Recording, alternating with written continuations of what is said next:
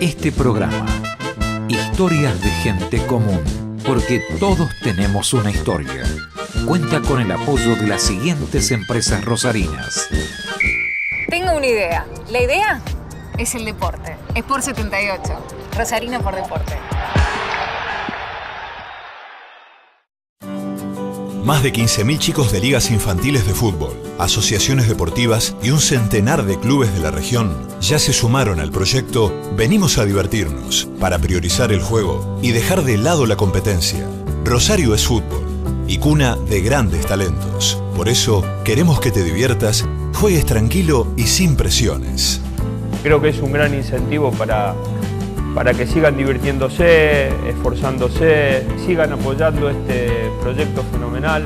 Es una idea muy interesante que ha llevado la municipalidad, que cuenta con el apoyo absolutamente de todos nosotros, de toda la gente que formamos parte del deporte.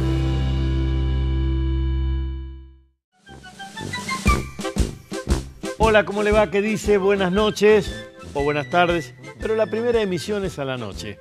Esto es Historias de Gente Común, porque todos tenemos una historia. En este caso, Carlos Mario, a él no le gusta que le digan Mario, Carlos Mario Soto Paiva, médico, sexólogo, autor de libros de novela, de cuentos, autor teatral, actor teatral, bueno, un montonazo de cosas. Niega su existencia como rosarino porque, al igual que quien lo presenta, venimos de Santa Fe.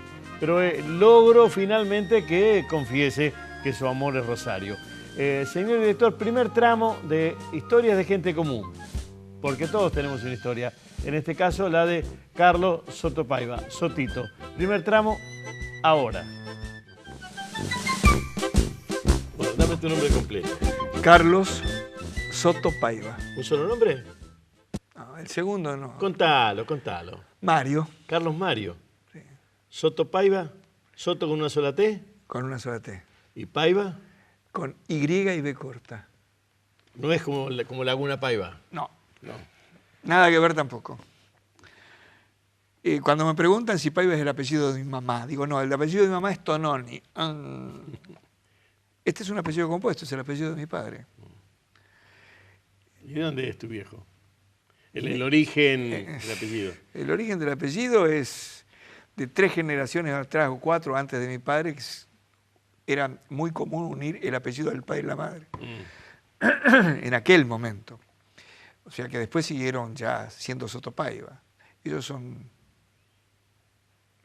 La familia de mi padre es de Corrientes.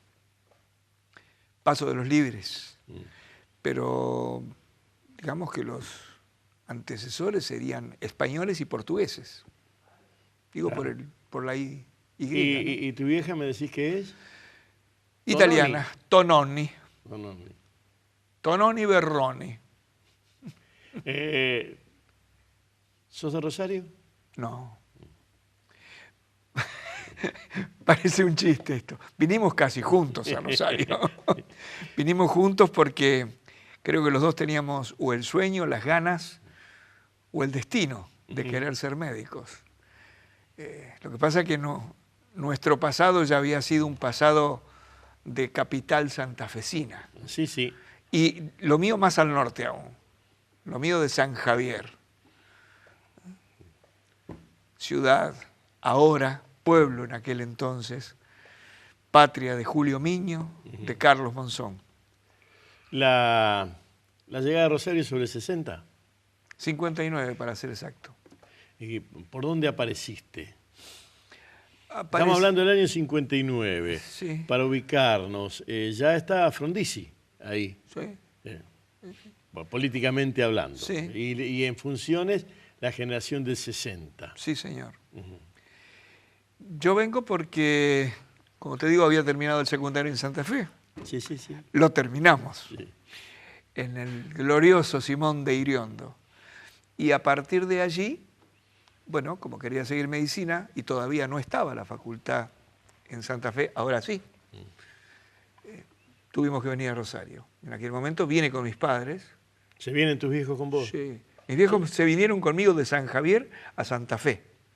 porque no podían pagarme la pensión. Y se vinieron conmigo de Santa Fe a Rosario. Luego volvieron. ¿Vos sos hijo único? Hijo único. Sin todas las mañas ni todos los vicios que dicen que tienen los hijos únicos. Eso tendría uno que preguntarse a los demás. Sí, me lo dicen, me lo dicen. ¿Y por qué lado fuiste a parar? A 2 cuadras de la Facultad de Medicina, calle Rioja, al 2900. En primera instancia. Después ya mis padres volvieron a San Javier. No. ¿A San Javier? No, volvieron a San Lorenzo. Y después de unos años en San Lorenzo, sí, nuevamente se fueron al pueblo de origen, a San Javier. En medicina tuve la suerte de empezar en la época en que, digo la suerte porque los planes fueron cambiando. Incluso yo terminé siendo docente en una época donde ya el plan actual no tenía nada que ver con el plan con que habíamos empezado medicina. Creo que hubo ya 4 o 5 planes distintos de aquel entonces. Y empecé la facultad antes de empezar el cursado. Como yo estaba a 2 cuadras, me hice amigo de un disector que en aquel momento hacía los preparados de anatomía patológica y empecé a ir a ayudarle a él. Ayudar. O sea que cuando empecé los prácticos, en las famosas mesas de mármol y los piletones donde traíamos los cadáveres, en aquel momento yo ya sabía disecar, que le había ayudado a quien en aquel momento era el jefe de disectores. ¿Te acordás el nombre? Sí. Trato de acordarme. Hay muchos apellidos desde entonces hasta ahora. ¿Y cómo era esa facultad? Porque la entrada, estamos hablando de la entrada por calle Avenida Francia, y Santa Fe, la entrada con esas columnas sigue estando. Sí. La facultad cambió en todo lo que fue... ¿Vamos a hablar de lo edilicio? Porque si hablamos de lo edilicio, empezó a cambiar a partir de las incorporaciones que se hicieron ya en la que era pasando la calle que separa Facultad de Centenario. Ahí empezó a cambiar todo lo edilicio. Al principio era la entrada, un gran pasillo que llevaba hasta microbiología hacia la derecha, otro gran pasillo que llevaba a anatomía normal y luego los altos. ¿Y cómo era ese barrio? El barrio. Barrio de pensiones, barrio de casas viejas. Todavía no se habían hecho los pequeños monoblocks de departamentos que hay ahora y que pululan para estudiantes e incluso para profesores. Eran las antiguas casas de pensión o las casas de familia que daban pensión a estudiantes en los altillos, en las piezas que les sobraban. ¿De qué vivía tu viejo? ¿Era una buena vida? ¿Era acomodada? No. ¿Era justa? ¿Cómo era? Porque me decís que no podían pagarte una pensión, pero se vinieron. ¿Cómo es eso? Era docente, con eso está todo dicho. Había sido maestro de escuela, fue maestro de escuela toda su vida, hasta que se jubiló. Mi madre había sido la administradora del hospital en San Javier y, por supuesto, cuando pidieron el traslado, mi madre vino a una oficina. Dejó de ser la administradora del hospital. En aquel momento el hospital de San Javier no es el que hay ahora, que ahora es un hospital regional. Y mi madre vino a una oficina y mi padre vino a una escuela como maestrito en una escuelita en los barrios casi marginales de Rosario. Luego pidió un traslado para poder tener por lo menos una jubilación a corto plazo y se fue al medio del monte santiagueño, porque ahí le consideraban creo que 3 años por uno, algo por el estilo. Y allí estuvo, solito en el medio del monte santiagueño, en una escuela que era, en un cuento, vos leíste mi libro, hay un cuento que relata esa historia. ¿Y cómo era Rosario? ¿Te hiciste de amigos? ¿Había un café? ¿Qué había? Estaban todos los cafés típicos que rodeaban a las facultades, en donde por supuesto estaban el estudiantado y los profesores allí habituales. Estaban los cafés donde concurrían los intelectuales, los escritores, los poetas, la gente de teatro. Estaban los clásicos cafés, restobars y pizzerías de calle Pellegrini, pero no los de ahora, los de aquel entonces. los que uno podía irse de uno a otro caminando a cualquier hora de la madrugada, y donde uno podía decir, che, hoy comemos un puchero de gallina en el Chaco, a las 3 de la mañana. Y después, sí, no, pero el café vamos a tomar en otro lado. Y el whisky lo tomamos en otro lado. El que tomaba whisky, el que tomaba ginebra, como mi querido amigo Laurencena, lo tomaba en otro lado. Era muy distinto Rosario. En un lugar donde se podía transitar y un lugar donde se podía compartir. El centro era el centro, lleno de cines, con trasnoches, en donde había una vida cultural que estaba prácticamente asignada por los teatros independientes, las publicaciones independientes, las revistas literarias de poesía y los núcleos de escritores y de dibujantes que tenían sus lugares de reunión. Yo no sé si hoy en día todavía está. Yo me sigo juntando con gente de teatro, con algunos colegas que a la vez compartimos actividades cinéfilas o literarias, pero yo no sé si aquellos lugares y esos recorridos siguen estando. Me parece que ya no. ¿Te sentiste en algún momento extraño en esa ciudad? No, yo soy un bicho de acostumbrarse fácil y me adapto a las circunstancias. Creo que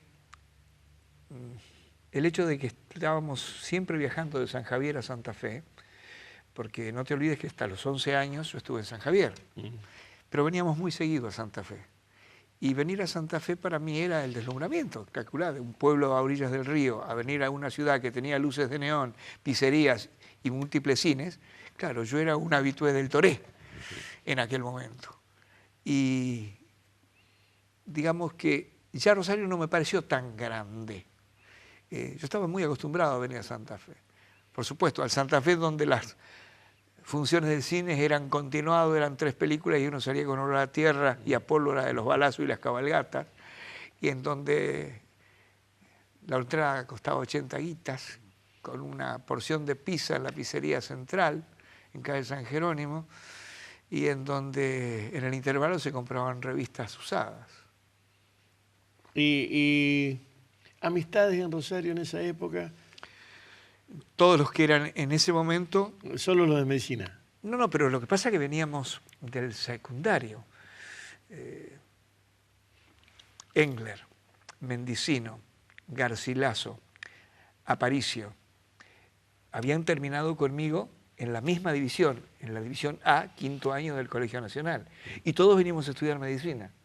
Así que, si bien no estábamos alojados en el mismo departamento o pensión, que eran las cosas que se usaban, compartíamos sí los encuentros y en algunas oportunidades estuvimos en la misma comisión, en anatomía y en histología también. Después ya la vida nos fue separando y las carreras, en la medida en que siguieron nuevos ritmos, también se fueron separando, ¿no? Y lo tuyo era medicina y Rosario, ¿y en qué momento se te abrió más la cabeza? Si es que en algún momento se te abrió más la cabeza. Cuando vos decís se te abrió para hacer otras cosas. Claro. Siempre. ¿Tuviste que laburar para estudiar? Siempre. ¿De qué laburabas? Yo entré a trabajar, mi primer trabajo fue vender libros tocando timbres. Vendía un libro que se llamaba Para Padres, de un médico pediatra, y como nos daba un coordinador una hoja de ruta para salir todas las mañanas, nos reuníamos en un bar y nos daban una hoja de ruta, a mí esto de tocar timbres por ahí no me convencía mucho, entonces me inventé un guille, como me gustó siempre la fotografía y las actuaciones, entonces hice un pequeño audiovisual, con aquel momento lo que eran diapositivas, entonces en vez de ir tocando timbres empecé a visitar escuelas, en donde daba un audiovisual sobre lo que eran los habituales accidentes dentro del hogar, en itinere y dentro del colegio, y a partir de allí vendía varios libros en una sola sesión que duraba 1 hora y cuarto. Ese fue mi primer trabajo, pero como no daba mucho, luego conseguí un trabajo de enfermero en una fábrica de lo que era el cordón industrial en Cerámica San Lorenzo. Entré a trabajar como enfermero del departamento médico de Cerámica San Lorenzo. Allí tuve una experiencia maravillosa, no solamente porque aprendí lo que quizás en la facultad no me hubieran enseñado. Sí, casi seguro que no. Que era el contacto permanente con el accidente, con la emergencia, sino que era como tener un profesor para mí solo. El doctor Mariani, que fue después jefe de la cátedra de cardiología y autor de libros de cardiología, era el médico del turno tarde. Era como tener a un profesor de la facultad para mí solo todas las tardes, con quien compartimos infinidad de momentos y que fue para mí una persona excepcional. Pero tuve allí una experiencia maravillosa porque es el primer intento y la primera experiencia registrada en el país de un teatro fundado en el seno de una planta industrial. Yo allí creé un teatro, que si bien era un teatro dependiente, participamos en festivales de teatros independientes en todo el país y en toda la provincia.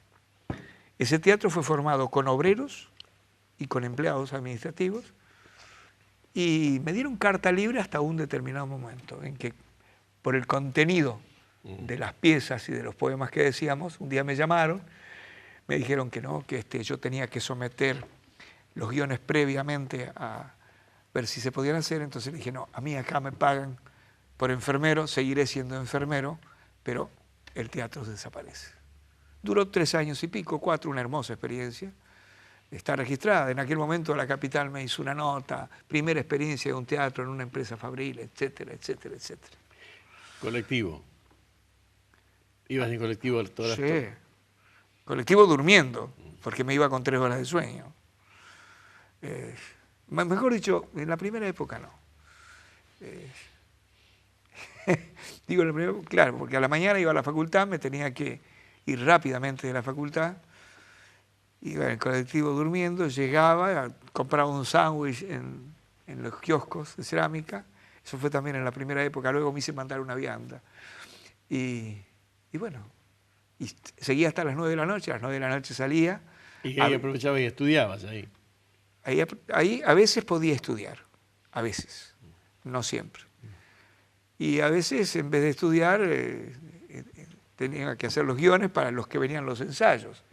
O sea que el fin de semana a veces había que volver a la fábrica pero a ensayar o a dar funciones, ¿no? Porque este grupo de teatro que creé transformó lo que era la cantina comedor de la fábrica en un salón con escenario, cámara negra y todo, que fue realizado allí por los mismos operarios. Hicimos comprar un proyector Pelar Bolex de 16 milímetros, en donde por contacto con embajadas y con consulados dábamos proyecciones de películas documentales y educativas los sábados a la tarde para todos los familiares de los operarios. Eso fue una experiencia maravillosa, maravillosa. Y calculo que sí, porque aún ahora te acordás de eso. Y cómo me acuerdo hasta el punto de que, bueno, vos sabés que Oscar Moreno y Omar Tiberti publicaron, y no hace mucho tiempo salió ya a librería, un libro que se llama Una utopía teatral, en donde está registrada prácticamente la historia del teatro independiente en Rosario y zonas aledañas a lo largo de muchísimos años. Bueno, allí en ese libro figura no solamente esta experiencia, sino todas las otras en donde, desde el punto de vista teatral, participé, ¿no?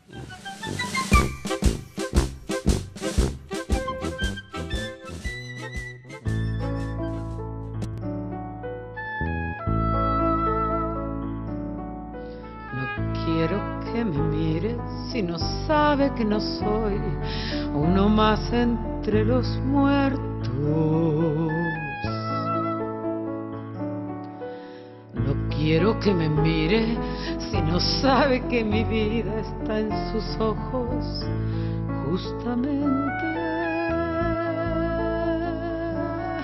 No quiero que me mire quien ignore que al mirarme yo creo y me levanto por encima de la gente, que tengo voces y subo y toco el cielo y vengo y aquí estoy porque me miran.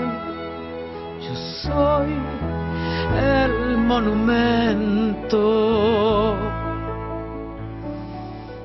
No quiero que me toque si no sabe que soy de dura piedra de otros tiempos. No quiero que me toque si no sabe que preciso latir por esos dedos. No quiero que me toque, se ha olvidado que al tocarme parezco un trozo de madera, un barco y una vela, un tren, un avión, que voy corriendo, que resurjo en latidos de amores que me tocan. Yo soy el monumento. Yo quiero que se sepa que nunca estuve quieto. Yo quiero que se sepa que sigo siendo un sueño. Yo quiero que me mire igual, que fuera un cielo. El cuento que contaban del sol y los cuadernos diciéndome en sus versos que soy una bandera, que soy una esperanza como la vez primera.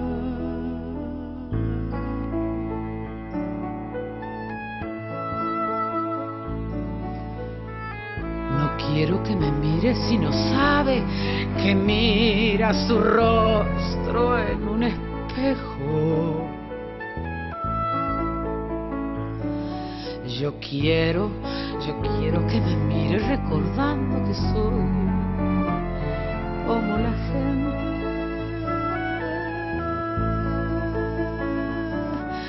No quiero que me toque, se ha olvidado la historia de mi cuerpo, compuesto de ilusiones, amores y recuerdos, ejércitos y madres y trigo y un labriego que me soñó diciéndole en su puerta: soy Juan, tu monumento.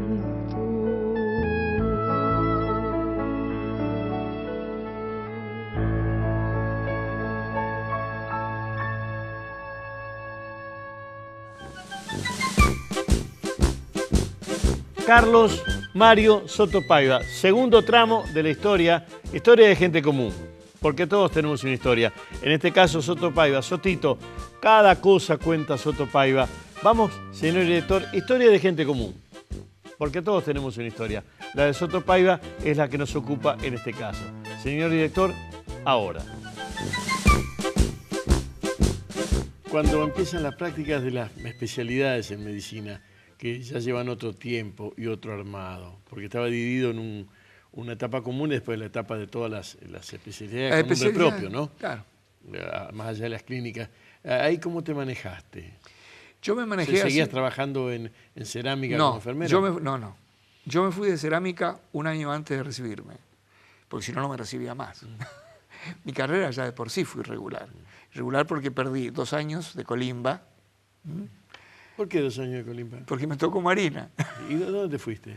Estuve los primeros 6 meses como infante de Marina, Bicho Verde, en Puerto Belgrano, y luego, como era la primera vez que en Marina se hacía un curso de oficiales de reserva para todos los que eran estudiantes universitarios, todos los que en aquel momento éramos universitarios, hicimos ese curso, porque era la forma de librarse del entrenamiento feroz que tenía el infante de Marina. Para colmo era 62 y 63, o sea que al mes y pico de estar, a los 2 meses creo, de estar, digamos, incorporado, vino la primera revolución, lo echaron al flaco Frondizi, y como infante de Marina teníamos de todo, ¿no?, para hacer. Por supuesto, mi padre y mi madre, pensando que a los infantes de Marina, que era siempre fuerza de choque, los traían, no nos trajeron nunca a Buenos Aires, pero bueno, nosotros hicimos el curso oficial de reserva y lo que nos habían prometido era que a los que éramos oficiales de reserva después nos daban pase a lugares que nos convenían para seguir con la universidad. Por supuesto, yo pedí Buenos Aires, que era lo que me quedaba más cerca de Rosario, y realmente fue así. El año y medio restante yo lo hice en el Arsenal Naval Buenos Aires. Lo que pasa es que en el Arsenal Naval Buenos Aires, en vez de venir como Bicho Verde, me dieron un pase a marinería, o sea, entré a ser gaviotón, maringote. Y como yo venía con una carta de recomendación de un oficial a quien le había hecho retratos a sus hijas y yo había decorado unos frescos del comedor de soldados, entonces él me dio una carta para un pintor que en aquel momento formaba parte del clan de Quinquela, que era Bassani. ¿Cómo es el apellido? Bassani, un tipo fantástico. Gracias a él lo conocí a Quinquela. Y con esa carta él me dijo, bueno, pibe, cuando quieras venir a aprender lo que yo te puedo enseñar. Más allá de eso, habló a un oficial amigo que él tenía y decoré también con frescos pintados a mano lo que era el albergue naval en el Arsenal Naval Buenos Aires, o sea, enfrente de Retiro. O sea que el año y medio me la pasé pintando. Entonces no venías para Rosario. Entonces no venía para Rosario, venía de vez en cuando. Venía, sí, a visitar a mi familia, pero me pasaba los fines de semana o viendo cine. Era la época en que con el uniforme podías entrar de milico, podías entrar gratis a todos los cines de Calle Lavalle, razón por la cual me vi todos los ciclos de cine ruso, japonés, sueco, francés e italiano que se daban en el Lorraine, y por supuesto librerías de viejo y revistas, que era mi pasión. Ensuciarme los dedos, pero... ¿Y dónde salió? ¿Por qué esa pasión? ¿Tu viejo te la metió, tu vieja? ¿Por qué? Mi padre era un lector incurable. La biblioteca de mi padre estaba compuesta por la biblioteca de mi abuelo, los que él había podido rescatar, más su biblioteca, y todo lo que yo leí, digamos, si se puede decir importante, los clásicos los leí en mi adolescencia, todos los clásicos de aquella época. Yo entré a la literatura contemporánea ya en época de medicina. Y de Marina volviste y siguió la carrera y ahí enganchaste cerámica. Claro, porque yo en Marina, digamos, perdí esos 2 años desde el punto de vista del estudio, pero también había perdido la huelga del 60 y la huelga del 64. O sea que tuve el año 60 por huelga. Claro, los que podían se iban a otras facultades, vos te acordás. Sí, sí. Se iban a otras facultades, rendían una materia y después volvían. Después salió un decreto por el cual quien hacía un cambio de facultad no podía regresar hasta los 4 años posteriores. Yo nunca pude ni irme a otra facultad, o sea que yo perdí el año 60 por la huelga, 62 y 63 por Marina y 64 también por huelga. Por eso te decía, mi carrera fue muy regular por las pérdidas obligatorias. Después hubo otras pérdidas, pero ya fueron por vivir, por hacer teatro y por todo lo que significa formarse en la vida. Y cuando estabas ahí en Buenos Aires, la nostalgia era de San Javier, de Santa Fe, de Rosario. ¿Qué nostalgia había? La nostalgia era, pienso que es la nostalgia de muchos, ¿no? Lo que significa la familia, ¿no? Lo que significa el olor a comida familiar, la cama de uno y la higiene particular que uno hace en su casa y no en otros lugares. La almohada. Extrañamos el baño y la cama. La familia, mi familia. Yo tuve una familia muy particular, donde el recuerdo que tengo es de una pareja muy bien avenida de mi padre y mi madre, con un padre muy cariñoso y una madre también. Mi viejo, se podría decir un intelectual, dentro de su formación. Sí. Pero él era el corresponsal del diario El Orden en San Javier. Sí. Recordemos que en Santa Fe había 2 diarios clásicos, el Litoral, que siempre fue vespertino, y el Orden, que fue matutino. Después el Orden cerró. Exacto. Bueno, mi padre fue corresponsal del diario El Orden y bueno, también le gustaba escribir, escribía poemas, escribía cuentos. Creo que de ahí viene toda la parte mía. La parte teatral venía de mi madre. Mi madre había querido ser actriz. Había sido una chica muy bonita en su pueblo y la habían buscado para lo que en aquel momento eran los grupos filodramáticos y nunca la dejaron en la casa. Era la menor de 5 hermanas, nunca la dejaron, pero siempre me transmitió a mí. Y por supuesto, en San Javier, si bien mi padre no hacía teatro, en mi casa se reunían los escritores. En mi casa iba Zapata Goyán, iba Julio Meño, había reuniones de escritores y de gente que de alguna manera tenía que ver con el arte. Y era el lugar donde se reunía el Centro Filodramático Florencio Parravicini. Mis primeras armas en el teatro fueron a los 7 años, allí. Claro, yo estaba permanentemente en todos los ensayos, porque se ensayaba en mi casa, y el primer papel infantil que hubo me lo dieron a mí. A partir de allí seguí actuando, era el perejil de todos los guisos infantiles. Ahí te infantiles. metieron el virus y ahí quedó. Claro, y ahí quedó. Y cuando vine a Rosario, clases con Fessler, que en aquel momento no era el Fessler que todo el mundo conoció después. Me conecté con los 21, vos los conociste, que después se fueron a Latinoamérica y no volvieron nunca más, a Centroamérica, digo. Después volvieron algunos de los Catania. Y cuando vine a Rosario, ya sí, me conecté al movimiento teatral independiente, en primera instancia con el Faro, porque Oscar Moreno había sido mi profesor. Formé el primer grupo de teatro independiente en San Lorenzo, eso fue antes de la fábrica, ¿no? Luego formé el grupo dentro de la fábrica y seguí haciendo teatro. ¿Y medicina cuándo te recibiste? ¿De qué te recibiste? ¿De actor en medicina? ¿Cómo es eso? Me recibí de médico. Me recibí de médico con estas irregularidades de carrera y empecé a hacer una concurrencia en psiquiatría en el Hospital Italiano. Porque quería ser psiquiatra, porque dentro de las cosas que medicina me había mostrado y dentro de lo que yo veía y dentro de lo que había sido mi tarea de médico interno, que la hice en el Instituto Médico Regional en San Lorenzo, yo dije, bueno, en lo que más puedo tener acceso a mis locuras y a la medicina era psiquiatría. Y empecé a formarme en psiquiatría. Ya estaba en mi segundo año de la especialidad. De concurrencia, sí. Por concurrencia, no por residencia. Era la concurrencia, que debía ser 4 años, y luego rendirla. Y ya veo en una revista clínica que se da un curso sobre sexología. A mí siempre me había interesado, más allá de los aspectos prácticos, broma habitual, me había interesado, había leído mucho a Havelo Kellis, había leído ya Freud, por lo menos un par de cosas de él que me habían movilizado bastante, y me habían interesado temas particulares, porque cuando a Sade se lo lee bien... ¿A quién? A Sade. Sí. Se lo lee bien. No como lo lee la gente habitualmente buscando lo que no es Sade, sino después de haber leído ensayos sobre Sade y leer a Sade bien, me despertó la inquietud de saber cosas vinculadas a estos aspectos de lo que sería la psicopatología sexual, ¿no? Así que me fui a hacer ese curso a Buenos Aires. En ese curso en Buenos Aires, que lo dictaba en aquel momento quien fue mi maestro, el doctor Segú, que fue un pionero de Segú. Doctor Héctor Francisco Segú. Él era ginecólogo, psicoanalista y el prácticamente creador de la Sociedad Argentina de Sexualidad Humana. Bueno, me voy a ese curso. Éramos 43 los inscriptos. El curso duró 2 meses, yo iba y venía, ¿no? Me quedaba de lunes a viernes, completaba con las guardias, los sábados y los domingos. Y un día, según me dice, doctor, ¿usted qué hace acá? Le digo, bueno, esto me interesa.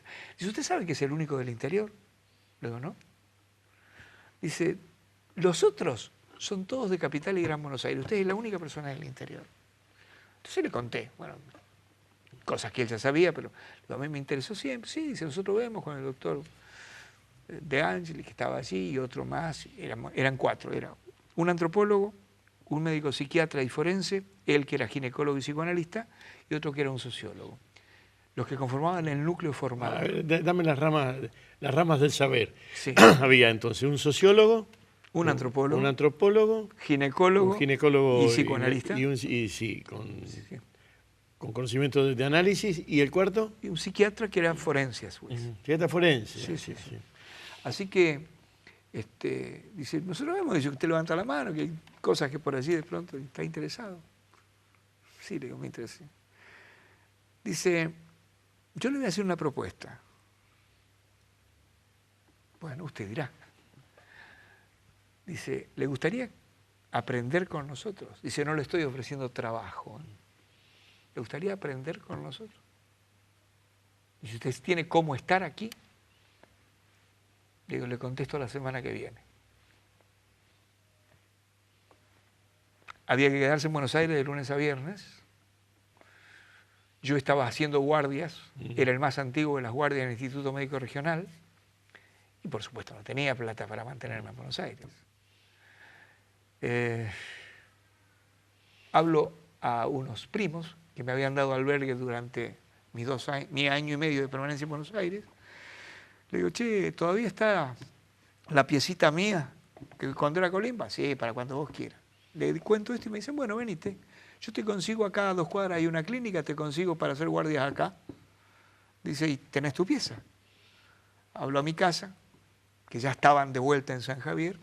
Le digo, ¿me pueden tirar algunos? Unos poquitos manguitos, ¿no? Sí, me dice mi viejo, algo te tiramos. Así que arreglo para hacer guardias exclusivamente los fines de semana. Te podés imaginar, en el Instituto Médico Regional, quien le sacara el fin de semana, los muchachos estaban como locos y contentos. Y así empecé. De lunes a viernes en Buenos Aires, venía a las madrugadas de los sábados, hacía guardias sábado y domingo, volvía a irme a la madrugada de los lunes. Y así me formé en sexología, yendo a la Escuela Superior de Sexología, que en ese momento funcionaba en el Centro Médico Almagro, que eran clases específicas y pacientes que se veían específicamente de sexología. Y tuve la suerte de que según me llevara con él a su consultorio a aprender la técnica y la dinámica de atender parejas, porque él atendía fundamentalmente parejas. O sea que todo lo que era la estrategia de la atención de parejas, específicamente en sexología, la aprendí con Según. ¿Y eso qué año era más o menos? Y esto era el año, espera un poquitito. Porque por lo que me está diciendo eso es 70 más o menos. Finales de la década. ¿Finales del 70? Sí. 75 en adelante. Sí, hay algo muy claro, ¿estaba vivo Perón o no? No. Si estaba vivo Perón es anterior al 74. No, fue después del 77. Fue después del 77. Entonces más duro todavía, porque con el milicaje hablar de sexo ya era medio loco. Era muy loco. Hacer el teatro que yo hacía, no yo, el grupo al que pertenecía, La Ribera. Hacer teatro en La Ribera era decir, paro la mano, paro el taxi con esta mano, escribo con esta mano y todo lo demás. Estábamos en La Ribera. Vos fuiste a los espectáculos de La Ribera. El contenido de La Ribera en la época en que yo entré, porque La Ribera tuvo prácticamente 3 épocas. La primera época, cuando la dirigió, ya me voy a acordar. Garramuño, ¿querés decir? Garramuño, exactamente. No apeles a mi memoria, usá la tuya. Uno de los Garramuños. Chiquito. Una de la segunda época, que fue cuando él se va y que queda, digamos, Diana Pessoa, pero Diana no quería dirigir, dijo, bueno, yo me quedo a cargo de la dirección, pero luego se transforma en un equipo. Y en esa época entro. Yo entro en esa época transicional en la cual deja de ser el antiguo Teatro La Ribera para después ser Equipo La Ribera, donde estaba Clide Bertino y Bertino, que fueron chupadas por la dictadura y presas por la dictadura. Y bueno, y todo lo que siguió después. Más de 15.000 chicos de ligas infantiles de fútbol, asociaciones deportivas y un centenar de clubes de la región ya se sumaron al proyecto Venimos a divertirnos, para priorizar el juego y dejar de lado la competencia. Rosario es fútbol y cuna de grandes talentos. Por eso queremos que te diviertas, juegues tranquilo y sin presiones. Creo que es un gran incentivo para que sigan divirtiéndose, esforzándose, sigan apoyando este proyecto fenomenal. Es una idea muy interesante que ha llevado la municipalidad, que cuenta con el apoyo absolutamente de todos nosotros, de toda la gente que formamos parte del deporte.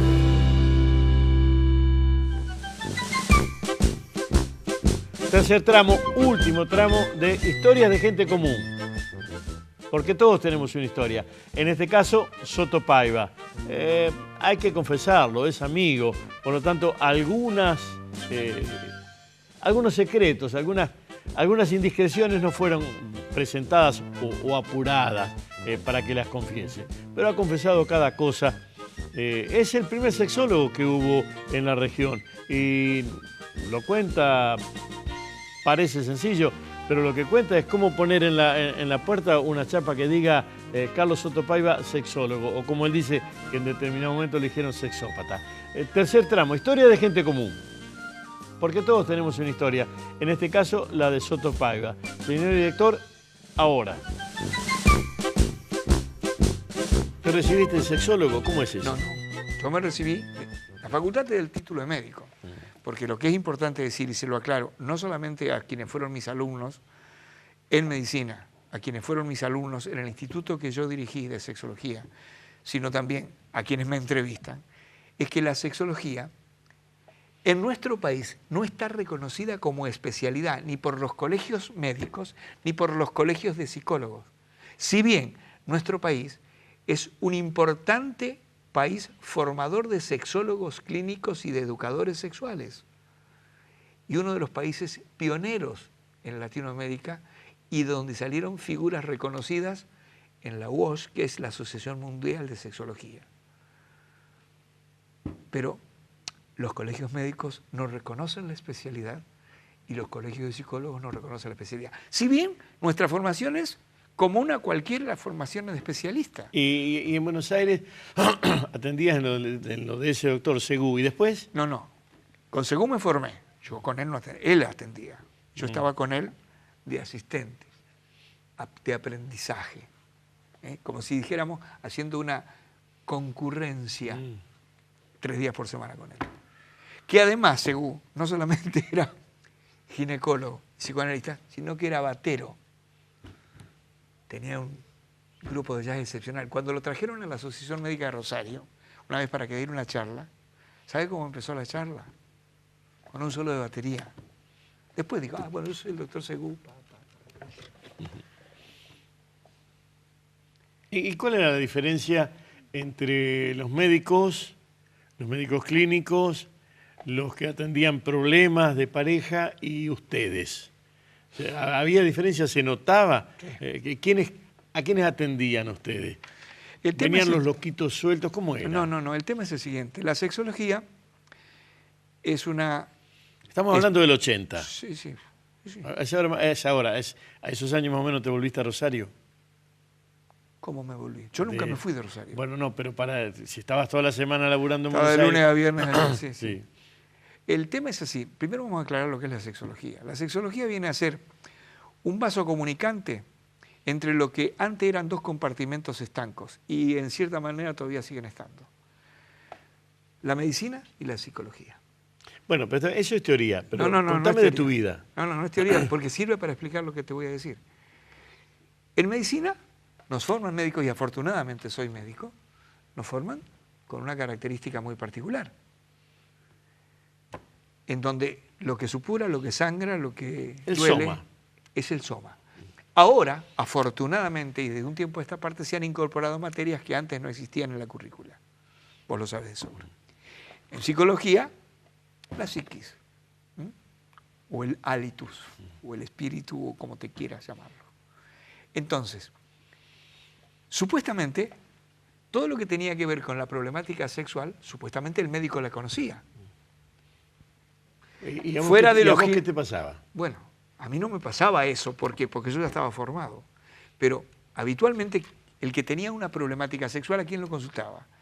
O al urólogo o al ginecólogo, porque por cercanía anatómica se suponía que debía entender de eso. Y si en su buen saber y entender, y después de estudios complementarios y todo lo que conocía como médico, ahí no encontraba nada, derivaba al de más arriba. ¿Y vos cuando llegaste a Rosario, qué hiciste? ¿Pusiste una chapa en la puerta? No, porque yo en aquel... Paiva, sexólogo. No, porque yo en aquel momento, mi primer consultorio fue en San Lorenzo, donde yo todavía seguía siendo un médico interno, conservado por antigüedad esas guardias. ¿De acuerdo? Sí. Entonces, mi primer consultorio fue en San Lorenzo, en donde decía clínica general, pues yo era un clínico, en primera instancia. Ni siquiera había sido psiquiatra, porque yo tenía formación psiquiátrica de 2 años cuando me conecté. Pero yo no, en aquel momento dije, no quiero ser psiquiatra, quiero ser sexólogo. En donde las materias... ¿Y en San Lorenzo y te caían gente a consultarte el tema? Porque me conocían muchísimo. Yo tenía consultorio enfrente del Instituto Médico Regional. Me conocían y mucha gente venía por curiosidad. Tengo anécdotas jugosísimas que a veces surgen como un chiste habitual, pero que hubo gente que estaba en la sala de espera. En la sala de espera había un consultorio que era de psicología, un gran amigo, Beseniak, que sigue siendo psicólogo y después se formó en sexología. Había un consultorio de un odontólogo, el consultorio mío y el consultorio de una psicóloga. Había gente en una sala de espera común. Me golpeaban a veces. Me decían, una vez me dijeron esto, ¿usted es el sexópata? Y le digo, también. Digo, no, eso es sexólogo. Porque en la chapa decía clínica general, sexología clínica. Después no. Después ya directamente, cuando me vine a Rosario, ya no tuve más chapa. La gente me conocía por los programas, me empezaron a llamar a los programas de televisión, de radio. Ahora vamos al otro costadito. ¿Y tu vida sentimental? Intimidades no cuento. No, arranquemos. Antes de la colimba. Novia, novio. Antes de la colimba, novias. ¿Y después de la colimba? Novia. ¿Cuántos hijos tenés? Una sola hija, psicóloga. O sea que la perdiste. No, no. ¿O la ganaste? Al contrario, la gané. ¿Matrimonios? Uno solo. Fue mi última novia, con quien me casé y con quien estoy desde hace más de 35 años. Terminado esa concurrencia en Buenos Aires, te estableces en Rosario, tenés el consultorio en San Lorenzo, pero te estableces en Rosario. Así es. ¿En qué barrio? Y mi primer consultorio fue un consultorio que tuve gracias a un gran amigo que fue también mi gran mecenas, un psiquiatra que también iba como psiquiatra a San Lorenzo, me conocía de mi época de médico interno, sabía de mi formación en Buenos Aires, y cuando yo me casé y me vine a Rosario, porque yo hasta ese momento vivía en San Lorenzo todavía, me casé y me vine a Rosario, le pregunté a él si se conocía de dónde podía poner mi consultorio, yo tenía que salir de mi consultorio allá, y me dice, no, venite al mío. Dice, yo tengo 3 días hábiles, si a vos te sirven, 3 días libres, así que empecé a trabajar en el consultorio de él, o sea, él atendía a sus pacientes. El doctor Jorge Allende, ahora ya creo que se está retirando de su actividad, jubilado, gran psiquiatra, gran persona, gran amigo. Él me... ¿Qué zona es eso? Salta, donde después fue zona cero, al 1900, estuvimos a 1 cuadra de la explosión. Allí fue mi primer consultorio. Después tuve otros consultorios más, en diferentes lugares, y en un momento determinado formé, junto con un médico generalista, sexólogo, y con una psicóloga de formación sexológica, un instituto que estaba en calle Italia. Bien, pero eso es esa historia. ¿Y vos vivías ahí en Calle Salta? No. ¿Dónde vivías? ¿Cómo? ¿Vivías ahí en Calle Salta? No. ¿Dónde vivías? No. Yo nunca viví en donde tuve el consultorio. Jamás. ¿Y dónde vivías acá? Y viví en calle Mendoza, ni bien casado. En calle Mendoza y Alem. Y Alem. Linda zona. Sí, hermosa zona. Linda zona. El borde de Barrio Martín. Sí, y quedé en el barrio, a 4 cuadras. ¿Por qué? ¿Estás viviendo por ahí ahora? Ahora vivo en calle Ayacucho, entre Ceballos y 9 de Julio. ¿Y era la misma Rosario o era distinta? ¿Cuándo volviste? Ya estamos en el 80, ya estamos para poner un hito, ya estamos en Alfonsín. Rosario cambia. Cambia como ciudad, cambia como lugar de tránsito, y cambia como... ¿Te encontraste con los mismos amigos que en el 60 tuviste? No, muchos habían dejado la carrera, muchos se habían recibido. Yo fui el que más tarde me recibí, por todas las cosas que conté. Hubo gente que dejó la carrera, gente que se recibió y se fue a lugares del interior del país. En general, con quienes vinimos a estudiar medicina, nos seguimos frecuentando. Salvo Aparicio, con quien sigo teniendo una amistad y salvó mi columna. Cuando hice 2 hernias de disco, el gallego, Paquito, me dijo, no, yo no te opero. Esto se hace así, así, así, así, así. Y salvó mi columna. Y la sexología, ¿te dio amistades o contactos profesionales acá en la región? De todo. Me dio contactos profesionales, me dio amistades. ¿Qué amistades? Gente que de pronto fueron pacientes míos y después se casaron y de quienes me llamaron para que sea su testigo de bodas. Y algunos, el padrino de sus hijos. Sí. Ahora, y algunos después se separaron y me vinieron con su nueva pareja. Ahora, yo te escucho y me parece que vos me estás ocultando tu casa con esto. Para nada. Para nada. ¿Podías vivir de la medicina? Lo que pasa es que la medicina en mí tuvo 2 vertientes. una vertiente que era de algún grado de dependencia institucional. Yo fui auditor muchos años. ¿De? De muchas obras sociales. Fui auditor de IAPO, de PAMI, de OSFAMI, de ISPICA, de muchas obras sociales. Y, por otro lado, tenía mi especialidad, que como no había muchos, realmente trabajaba muy bien en mi consultorio. Y como no trabajaba por obra social, porque ninguna obra social... Yo tuve una... No lo reconoce. Bueno, años, décadas sin reconocer la psicología, o sea que no. No nos asombremos. Pero te quiero O decir... sin reconocer los implantes o las cirugías de nariz y tantas otras cosas que se corresponden con acomodar tu cuerpo y tu cabeza o tu alma a otra figura. Fíjate, ¿no? que hubo un congreso en donde un gran maestro en aquel momento dijo: hay que tomar una decisión. O se miente en diagnóstico para recibir el papelito de la obra social, o no mentimos diagnóstico y nos arriesgamos a que todo sea cash. Yo decidí no mentir diagnósticos. O sea, no trabajar por obra social, no recibir el papelito. Mi consulta vale tanto. Porque si no, había que mentir un diagnóstico para que te den el papelito que después cobrar en la obra social. ¿Es una enfermedad lo que vos atendés? ¿Es una desviación? ¿Qué es? ¿Qué fue cuando arrancaste? Un síntoma de muchísimas cosas, con una multicausalidad tremenda. Dentro de las disfunciones sexuales, tanto del varón, de la mujer como de la pareja en su totalidad, hay una multicausalidad. Hay problemas... Y la sociedad, allá cuando aprendías en la concurrencia con Segú, y ahora que estamos en el siglo XXI, la sociedad, y por eso tus pacientes, ¿cambiaron sus enfermedades o su sintomatología? ¿Son las mismas multiplicadas? ¿Hay más? ¿Son diferentes? Lo único que se agregó es la aparición del VIH. Lo único que se agregó. Porque vos sabés que oficialmente e internacionalmente en el 82 prácticamente se da a conocer. Con muy mal nombre, con muy mala prensa, hasta que se descubre lo que realmente es. Lo demás no hay nada nuevo. Nada nuevo.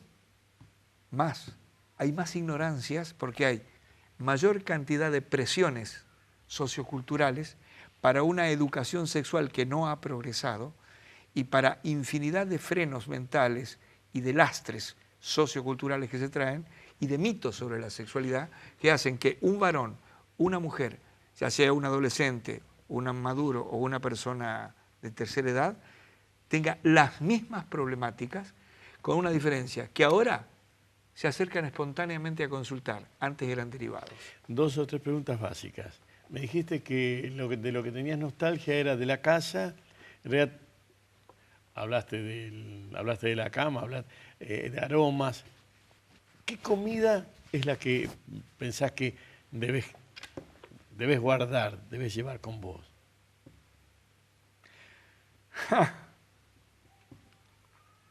Los asados de mi padre los domingos, cuando él estaba bien,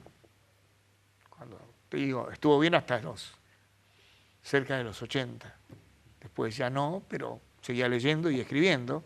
Leyó novelas policiales hasta los 95. Los asados, no me cambies el sujeto. Los asados de mi padre, en primera instancia, de los domingos. Y las pastas de mi madre, y la repostería de mi madre. ¿Y qué sitio? Hacemos la completa, San Javier, Santa Fe, Rosario, Buenos Aires. ¿Qué sitio es el sitio donde te sentís, bueno, este es mi lugar? Todos. No. Sí, me pude adaptar a todos muy bien, con una particular nostalgia en primera instancia de mi San Javier, que en las últimas veces al verlo ya tan cambiado, voy y me tira, y quiero ir, bueno, pero... en Rosario, ¿en qué lugar te gustaría pararte? Este es mi lugar en Rosario. ¿Dónde estoy? Mi casa actual, la casa donde comparto con mi esposa, mi perro, mi hija. Beso, gracias. Parecido y diferente, hasta acá fue Historias de Gente Común, porque todos tenemos una historia. En 7 días, otra vez, otro caso, tratando de armar esto que es el perfil inconcluso de la región Rosario, en donde estamos todos. Un beso en la frente, gracias, hasta la próxima. Este programa, Historias de Gente Común, porque todos tenemos una historia, cuenta con el apoyo de las siguientes empresas rosarinas. Tengo una idea. La idea es el deporte. Sport 78. Rosarino por deporte.